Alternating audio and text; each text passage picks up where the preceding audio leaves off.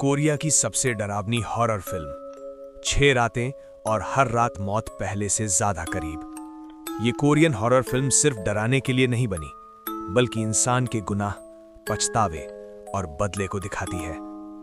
कहानी की शुरुआत होती है 6 रातों में से तीसरी रात से। मुर्दा घर में एक ठंडी लाश पड़ी है।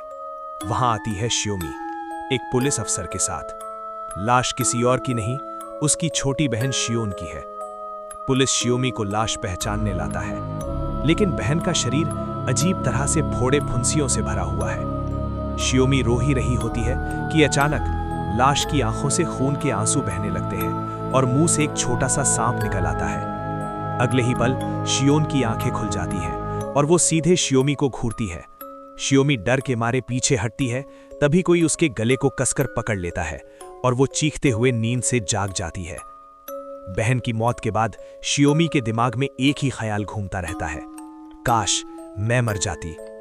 उसी रात जब शियोन सो रही होती है, शियोमी हाथ में फल काटने वाला चाकू लेकर उसके कमरे में जाती है।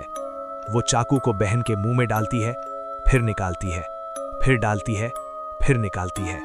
धीरे से कहती है, हाँ, मैं चाहती हूं कि तुम मर जाओ, और कमरे से बाहर चली जाती है। लेकिन सच्चाई ये थी कि शियोन सो नहीं रही थी, वो सब कुछ देख चुकी थी। डर से उसकी आंखों से आंसू बहने लगते हैं। तभी वो नीचे देखती है, उसका फोन किसी अजीब तरल में पड़ा है। अचानक सब कुछ अंधेरा। जब उसे होश आता है, वो खुद को एक ट्रॉली पर बंधा हुआ पाती है। वो जितना छूटने की कोशिश करती है, उतना ही बेकार। तभी दरवाजे से एक औरत आती है, खून से सनी हुई, बिखरे बाल और अजीब चाल। वो औरत शियोन है। डर से शियोमी अपनी बहन का नाम चिल्लाती है, लेकिन शियोन वही करती है जो कभी शियोमी ने किया था।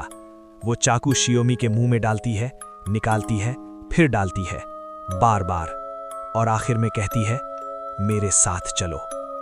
और अगले ही पल चाकू उसके सीने में उतार देती है।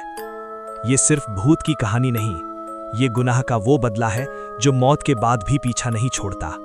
कुछ रिश्ते मौत के बाद खत्म नहीं होते, बल्कि वहीं से उनका असली बदला शुरू होता है।